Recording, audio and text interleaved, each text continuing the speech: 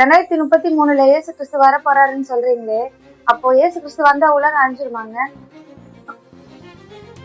இயேசு கிறிஸ்து இப்போ வராரு அப்படின்னு சொன்னா, நான் சொல்லியிருக்கேன்ல 2033 வராருன்னு சொல்லியிருக்கேன். 2033 வந்தா அடுத்த 7 வருடம் உபத்திரவ காலம் ஸ்டார்ட் ஆகும். இந்த உபத்திரவ காலம் முடிஞ்சதுக்கு அப்புறமா தான் இயேசு கிறிஸ்து லிட்ரலா வந்து இந்த பூமியில 1000 வருட அரசாட்சி செய்ய போகிறார். சோ இந்த உலகம் இயேசு கிறிஸ்துவனுடைய 2ஆம் வருகையின் போதே அழியாது. இயேசு கிறிஸ்துவின் 3ஆம் வருகை அதுக்கப்புறமா தான் உலகம் அழிய போகிறது அப்படின்னு வேதம் தெளிவா சொல்லுது. சோ இன்னைக்கு இயேசு கிறிஸ்து வராரு அப்படின்னா இன்னில இருந்து 1007 வருடம் இந்த பூமி இருக்கும். இயேசு கிறிஸ்து வரும்பொழுது 1,44,000 பேர் தான் போவாங்கன்னா, அப்போ மத்தவங்களோட நிலைமைலாம் என்னங்க? 1,44,000 பேர் போவாங்கன்னு சொன்னது இயேசுவினுடைய 2ஆம் வருகையில. ஆனா இந்த 7 வருட உபத்திரவ காலத்துல முதல் 3.5 வருடத்துல மணவாட்டியின் தோழிகள் 1,44,000 பேர் போவாங்க. அதாவது 1,44,000 பேர் என்பது 3 கூட்டமா இருக்குது. முதல் கூட்டம் மணவாட்டிகள். இந்த மணவாட்டிகள் தான் இயேசுவோடு கூட 2ஆம் வருகையில எடுத்துக்கொள்ளப்படுறாங்க. மணவாட்டியின் தோழிகளாகிய 1,44,000 என்கிற கூட்டம் எப்ப எடுத்துக்கொள்ளப்படுறாங்க அப்படின்னு கேட்டீங்கன்னா, இந்த 3.5 வருட உபத்திரவ காலத்துல ரத்த சாட்சியாய் மரிப்பாங்க. அதாவது இவர்களும் மணவாட்டிக்குரிய தகுதி உடையவர்கள் தான். ஆனா என்ன, அதை விட கொஞ்சம் கம்மியா இருக்காங்க. என்ன மீனிங் அப்படின்னா, ஆயத்தம் அவங்களுக்கு கொஞ்சம் கம்மியா இருந்தது. மணவாளரின் வருகையை பத்தி அறியாம அப்படியே இருந்துட்டாங்க. இதுதான் அந்த புத்தி உள்ள கன்னிகைகள், புத்தி இல்லாத கன்னிகைகள் என்ற ஒரு ஓமை இருக்கு பாத்தீங்களா, அதனுடைய அர்த்தம் இதுதான். இந்த புத்தி உள்ள கன்னிகைகள் தான் மணவாட்டிகளாகவும், புத்தி இல்லாத கன்னிகைகள் தான் வந்து மணவாட்டியின் தோழிகளாகவும் போறாங்க. எப்படி போறாங்க? ரத்த சாட்சியா மரிச்சாதான் போவாங்க. அப்போ மணவாட்டிக்குரிய ஆயத்தத்துக்காக ரெடியா இருந்த இந்த கன்னிகைகள் இயேசுவின் வருகையில கைவிடப்பட்டதுனால அதனுடைய துக்கம் தாங்காம என்ன பண்ணுவாங்க அப்படின்னு கேட்டீங்கன்னா, அந்த 3.5 வருட உபத்திரவ காலத்துல பிசாசால ரத்த சாட்சியாய் மரிப்பாங்க. அதாவது அவனுடைய சிம்பலையோ அவனுடைய முத்திரையோ போட சொல்லுவாங்க.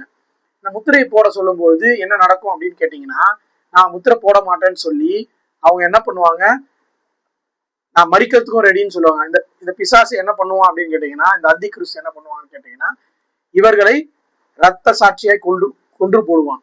இதுதாங்க 1,44,000 2வது கூட்டம். இவர்களுக்கு பேரு மணவாட்டியின் தோழிகள். 3வது கூட்டம் ஒண்ணு இருக்குங்க, மணவாளனின் தோழர்கள். அவர்கள் யாரு கேட்டீங்கன்னா, பழைய ஏற்பாட்டு பரிசுத்தவான்கள். இந்த பழைய ஏற்பாட்டு பரிசுத்தவான்கள் என்பது 12 கோத்திரத்துல 12,000 பேர், கோத்திரத்துக்கு 12,000 பேர் அப்படின்ட்டு 1,44,000 பேரு. இது 3வது கூட்டங்க.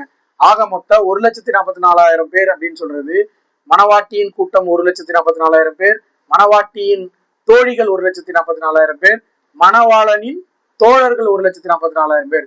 மொத்தம் 1,44,000 பேர் இந்த உபத்திரவ கால முடிவுல போவாங்க. அதாவது முதற் கூட்டம் இந்த அந்தி கிறிஸ்து ஆட்சி நடக்கிறதுக்கு முன்னாடி எடுத்துக்கொள்ளப்படுறாங்க. 2வது கூட்டம் இந்த 3.5 வருட உபத்திரவ காலத்துல ரத்த சாட்சியா மறிக்கப்பட்டு எடுத்துக்கொள்ளப்படுறாங்க. 3வது கூட்டம் அடுத்த மகா உபத்திரவ கால பகுதியில இந்த பழைய ஏற்பாடு பரிசுத்தவான்களும் எடுத்துக்கொள்ளப்படுறாங்க.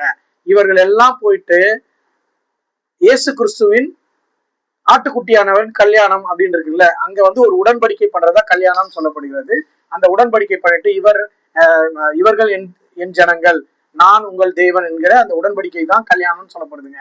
ஆட்டுக்குட்டியானவன் கல்யாணம். இந்த கல்யாணம் முடிஞ்சு இயேசு கிறிஸ்து இந்த 3 கூட்டத்தாரோட இந்த பூமியில 1000 வருட அரசாட்சி செய்வதற்காக இந்த மகா உபத்திர காலம் முடிஞ்சு, அதாவது இந்த 7 வருட உபத்திர காலம் முடிஞ்ச அந்த முடிவுல இவங்க வராங்க மேல இருந்து. அப்பதான் பாத்தீங்கன்னா யுத்தம் வரும்போதே ஸ்டார்ட் ஆகுது. இந்த வருகைக்கு பேர் தான் 3ஆம் வருகை. இந்த வருகை தான் லிட்ரல் வருகை. இந்த வருகையில தான் என்ன சொல்லப்படுது அப்படின்னு கேட்டீங்கன்னா, இந்த அர்பகதன் யுத்தம் ஸ்டார்ட் ஆகும். அவங்க வரும்போதே உலக நாடுகள் எல்லாம் சேர்ந்து ஏதோ ஏலியன்ஸ் வருதுன்னு சொல்லி யுத்தங்கள் எல்லாம் ஸ்டார்ட் ஆகும். அந்த யுத்தத்துல இயேசு கிறிஸ்து வெற்றி பெற்று இங்க இருக்க கள்ளத்தீர்க்கதரிசியும் அந்தி கிறிஸ்து, கள்ளத்தீர்க்கதரிசியும் அந்தி கிறிஸ்துவும் பிடிக்கப்பட்டு இவர்களை நரகத்துல தள்ளிடுறாரு. அதுக்கப்புறம் என்ன பண்றாங்கன்னா, இந்த வலு சர்ப்பமாகிய இந்த பழைய பாம்பாகிய இந்த பிசாசை கட்டி 1000 வருடம் பாதாளத்துல போட்டு அடைச்சிடுறாரு. அதுக்கப்புறமா இயேசு கிறிஸ்து தன்னுடைய மணவாட்டி, மணவாளன், மணவாட்டியின் தோழிகள், தோழர்கள், மணவாளி தோழர்கள், இந்த 3 கூட்டத்தாரோட சேர்ந்து இந்த உலகத்தை 1000 வருட அரசாட்சி செய்யறாருங்க. 7 வருட உபத்திரவ காலம்னா என்னங்க? அதை பத்தி கொஞ்சம் சொல்லுங்க. 7 வருட உபத்திரவ காலத்தை குறித்து சொல்லணும்னா, 7 வருட உபத்திரவ காலம் என்றது 3½ வருடம் ஒரு பகுதியாகவும் 3½ வருடம் 2வது பகுதியாகவும் இருக்குங்க. இந்த முதல் 3½ வருடம் என்ன சொல்லுது அப்படின்னு கேட்டீங்கன்னா உபத்திரவ காலம் அப்படின்னு சொல்லப்படுது. 2வது பகுதியான 3½ வருடம் மகா உபத்திரவ காலம் சொல்லப்படுது. ஸோ உபத்திரவ காலத்துக்கும் மகா உபத்திரவ காலத்துக்கும் நிறைய வித்தியாசம் உண்டு. உபத்திரவ காலத்திலே பயங்கரமான உபத்திரவம் இருக்கும். மகா உபத்திரவ காலத்துல இன்னும் கொடுமையான உபத்திரவங்கள் இருக்கும். இதெல்லாம் எப்போ நடக்கும்னா இயேசு கிறிஸ்துவின் 2ஆம் வருகையான இந்த ரகசிய வருகை நடக்கும். அப்பொழுது முதல் கூட்டத்தாராகிய 1,44,000 பேர் மணவாட்டிகள், இந்த மணவாட்டிகள் உயிர் தெழுந்து ஆண்டவரோடு கூட போவாங்க. இதுல முதலாவது அந்த மணவாட்டி கேட்டகரியில மரித்த பரிசுத்தவான்கள் முதலாவது எழுந்திருப்பாங்க.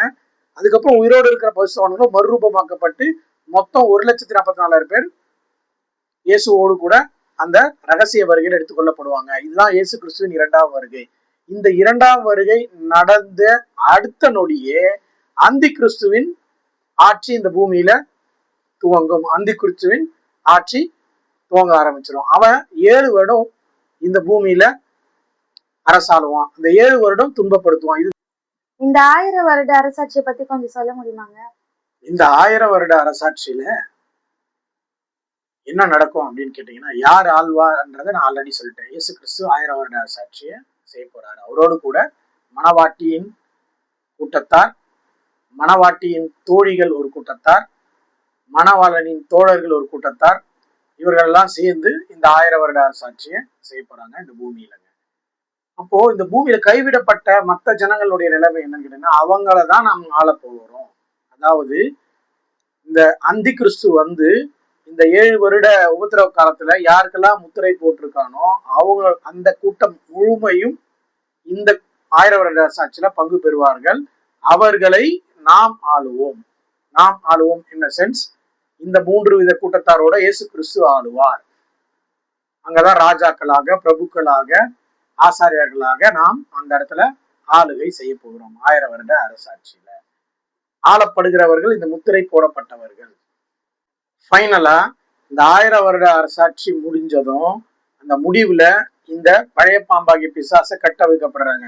கொஞ்ச காலம் அவன் வந்து விடுதலையாக்கப்படுறான். மறுபடியும் ஒரு கூட்டத்தாரை கூட்டி கோகு மாகோகு என்ற பெரிய யுத்தத்தை ஏற்படுத்துறான். இந்த யுத்தத்துல கடவுள் அக்கினியை இறக்கி எல்லாரையும் அழித்து போடுகிறார். அதுக்கப்புறம் தான் நியாய தீர்ப்பு துவங்கப்படுகிறது. இந்த இருக்கிற இந்த பூமி, இந்த வானம், பூமி, சமுத்திரம் யாவும் அழிக்கப்பட்டு புதிய வானம், புதிய பூமி, புதிய எருசலேம் என்கிற இந்த 3 இடம் உருவாக்கப்பட போகுதுங்க. இதுதான் இந்த பைபிள் சொல்ற சத்தியங்க. ரொம்ப நன்றிங்க, என்னோட டவுட்லாம் கிளியர் பண்ணதுக்கு. உங்க டவுட் எல்லாம் கிளியராமா? நன்றிமா. லைக் பண்ணுங்க, ஷேர் பண்ணுங்க, சப்ஸ்கிரைப் பண்ணுங்க.